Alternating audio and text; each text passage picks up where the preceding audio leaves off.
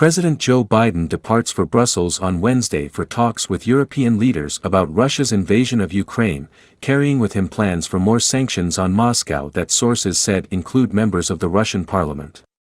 Biden leaves the White House at 8:40 a.m. Eastern Daylight Time on a trip that will include talks in Brussels with NATO and European leaders and a visit to Warsaw for consultations with Polish President Andrzej Duda. Two sources familiar with the situation said Biden and his team were developing plans to impose sanctions on members of the Russian parliament, the Duma, in retaliation for Russia's invasion of Ukraine. The sanctions are expected to be announced on Thursday. The Wall Street Journal said 300 members of the Duma could face sanctions. A White House spokesperson said, "No final decisions have been made about who we will sanction and how many we will sanction. We will have additional sanctions measures to announce that will rolled out in conjunction with our allies on Thursday when the president has the opportunity to speak with them," the official said. White House National Security Advisor Jake Sullivan told reporters on Tuesday that Biden on Thursday will attend an emergency NATO summit, meet with G7 leaders and address the 27 leaders of the European Union at a session of the European Council. Biden will coordinate on the next phase of military assistance to Ukraine, said Sullivan. In addition to imposing fresh sanctions on Russia, Biden will work with U.S. allies to tighten existing sanctions to crack down on evasion and to ensure robust enforcement, Sullivan said. Biden has vowed not to engage in direct conflict with Russia but has pledged the United States will defend all NATO territory. He has ordered more U.S. troops to NATO's eastern flank to reassure those edgy allies.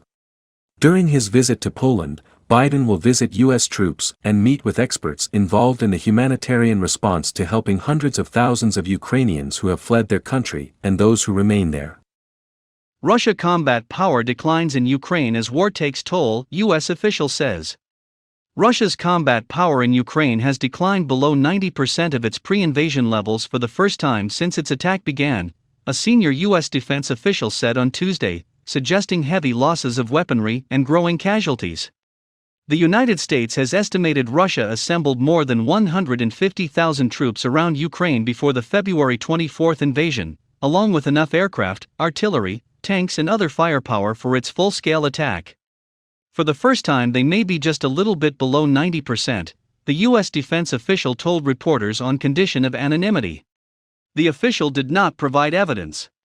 Nearly a month into the war, Russian troops have failed to capture a single major city, and their advance has been halted on nearly all fronts by Ukrainian forces.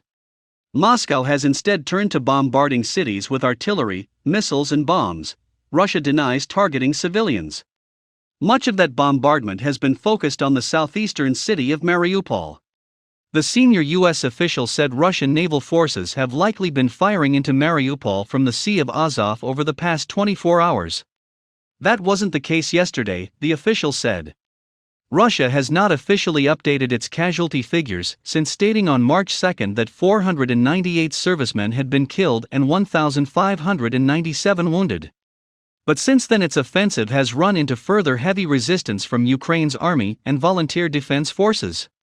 White House National Security Advisor Jake Sullivan estimated on Tuesday the number of Russian casualties was in the thousands but declined to offer a precise figure. As the conflict takes its toll, the United States has warned that Russia might seek assistance from China. Still, the White House said on Tuesday it had not seen any evidence of China providing military equipment to Russia. The U.S. official suggested that there were no indications Russia was yet pulling additional supplies into Ukraine. But we do continue to see indications that they are having these discussions, and that they are making those kinds of plans both in terms of resupply and also reinforcement, the official said.